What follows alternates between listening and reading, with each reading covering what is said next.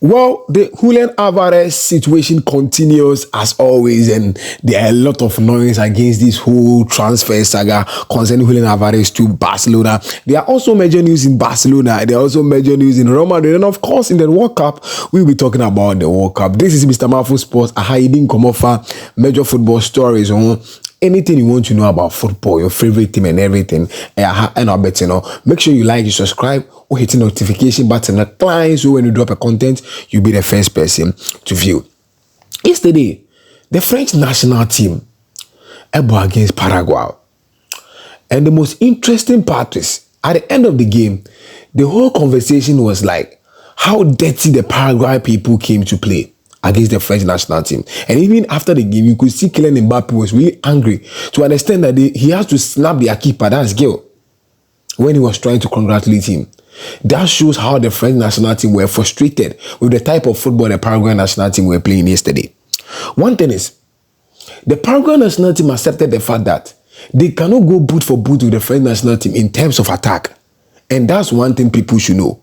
They accepted that fact. So they came into the game with that idea and methodology that no, we should sit deep, frustrate them, and at the end of the day, take them to extra time. Because when it comes to penalty, we are having a good keeper who will be able to save us, and also we are having good takers. But if a goal comes by chance, that's fine.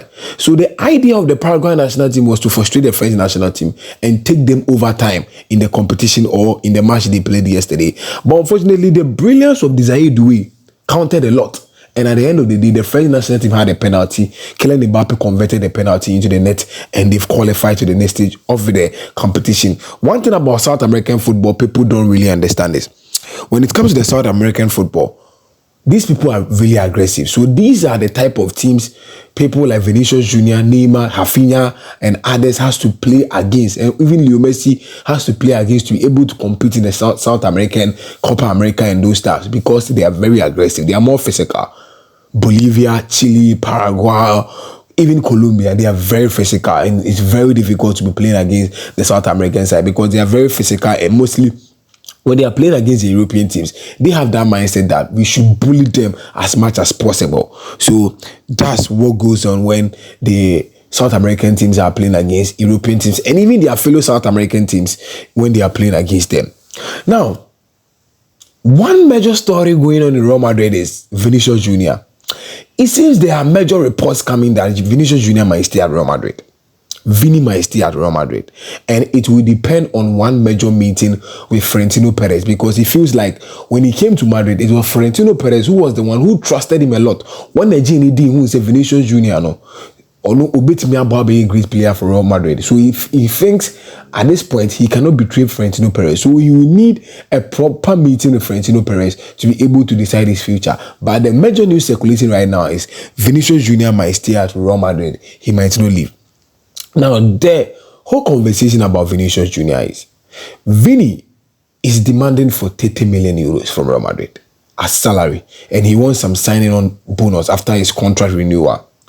And you see, Real Madrid does not want to go into a tough financial situation. That's why already people like David Alaba, Dani Carvajal, Dani Ceballos, and others who are having higher wages, they've tried to free them up from the wage bill to be able to accommodate new signing. So if you watch Real Madrid this season or this summer, they've been very strategic on the type of signings they are doing. That's why they decided to pull out of the Enzo Fernandez deal. It wasn't like Madrid were never interested in Enzo Fernandez. They were interested. By considering the 140 million Chelsea will demand, the amortizations, and also how he's going to fit the wage bill plus registration, they felt the financial capacity might not be there, and it might push them to going beyond their financial limit. So they decided to pull out of the Enzo Fernandez deal. So they are being too strategic right now. They don't want to give Vinícius Jr. that 30 million because they just feel like, one, Kylian Mbappe came in and he's receiving the 30 million. The 30 million Mbappe is receiving, it's not that Kylian Mbappe 30 now or Madrid they could 30 million annually. Kylian Mbappe agreed on a signing on fee of 100 million euros. And this signing on fee of 100 million euros, you know, they are spreading in the next 5 years ago the salaries. So and then the Air Mass about do 30 million euros now, you know.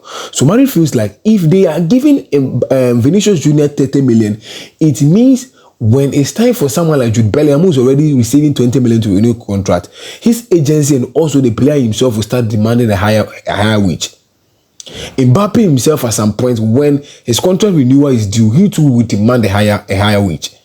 So they are trying their possible best not to go beyond that financial limit, or not to go in that position where they'll be forcing to accommodate players with huge amount of salaries, because they've seen what happened to their arch rivals Barcelona after they started giving players huge amount of money as transfer salaries or also contract renewal salaries. So Madrid do not want to make that mistake. So they are trying their possible best to give Vinícius Junior a reasonable amount of money as a salary and signing bonus that will not allow them to push away from their financial ideas. That's where we are right now concerning the whole Vinícius Junior issue. But I think if Real Madrid do really need Vinícius Junior, they should sit down and negotiate with him concerning the contract renewal. And at the end of the day, I think it will be better for them to have a player like Vinícius Junior in their setup concerning the 2-3 seasons for Real Madrid, the quality he has imposed in the Real Madrid team, and also the authority he stamped in the Real Madrid team in terms of creativity and others. They will need Vinícius Junior. Now let's talk about Barcelona, Julián Álvarez. Gavi went to have a conversation about Julián Álvarez, and Gavi was like, they will need Álvarez in the team and he's really welcome. So it seems the Barcelona teammates are already preparing to play with Julián Álvarez next season, and he said it's his dream, so he must fulfill his dream.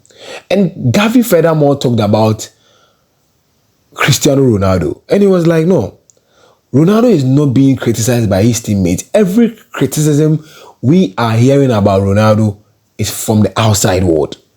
So you just feel like the teammates are really comfortable with Cristiano Ronaldo. I think this is one of the normal ways of approaching a great player or showing respect to a great player like Cristiano Ronaldo, because you don't expect Gavi to talk an ill statement about Cristiano Ronaldo because he's playing for Barcelona. It doesn't work out like that. So yes, that's one thing Gavi came to talk about. Then when you go to Real Madrid, there's a belief that Jose Mourinho is the ideal man to be able to allow the Mbappe, Vini, Bellingham trio to flourish. And do you think Jose Mourinho can do that job? That's what is going on right now. They just think Jose Mourinho is the right guy to be able to help this trio flourish in terms of attacking prowess. And do you think Jose Mourinho can do that? That's what is going on in Real Madrid. And in Barcelona too, they said, reported by El Nacional, they said Pau Kubasi. It seems Manchester City were ready to swap Umar Mamouche for Pau Kubasi. And do you think Barca is going to do that? Considering the fact that in the World Cup, if you are talking about one of the best defenders in the World Cup, Pau Kubasi has been part. Do you think Barca is going to leave Pau Kubasi, who is an integral member of the Hansi system, for Umar Mamouche just because they want a striker? I don't think Barca will do that mistake. But these are one of the rumors circulating right now concerning Pau Kubasi. City is having an idea of swapping Umar Mamouche for Pau Kubasi. And even if you're a sporting director, are you going to do that business with Manchester City, swapping Umar Mamouche for Pau Kubasi? It's a bit funny, but I don't think at the end of the day, Barcelona is going to, do that. The Spain-Portugal game will be going on tomorrow. And there is already interviews circulating. As I said, Pablo Gavi came to talk.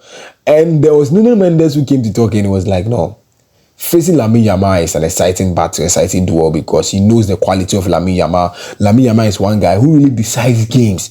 So he just feels like having Lamine Yamal facing him is a pleasure. I think these are compliments and harmony when you are meeting an opponent like Lamine Yamal. And Lamine Yamal too came to talk about that's Nuno Mendes being one of the defenders is very difficult when playing against, because he's very physical. He matches you with energy. He doesn't allow you to do whatever you want to do. And it's going to be a new round on Monday, because he's going to face Nuno Mendes once again in his career in a crucial deciding game where Lamine Yamal must show that, yes, he's a teenage sensation and he decides games for the Spanish national team. So on Monday, it's going to be exciting. You can see the compliments circulating around from these players. And you see, I can't wait to be watching this type of games, because the Portugal team is having quality, so the Spanish national team is also having that quality. And it won't be an easy game altogether. But at the end of the day, I think The only thing that will decide the game will be tactics. And I think tomorrow I will bring you the pre-match analysis concerning the game, and I'll highlight the problems and the strength of both teams. Then we will know who is having the upper hand and who deserves to qualify after the game tomorrow. But make sure you subscribe to this channel. Then you put us on post notifications, so when you drop a content, you'll be the first person to view. So these are the news circulating in football right now. The World Cup, Cristiano Ronaldo, Gavi talking about him, Vinícius Julián staying, and the rest. I'll be here to give you more updates. I'm out.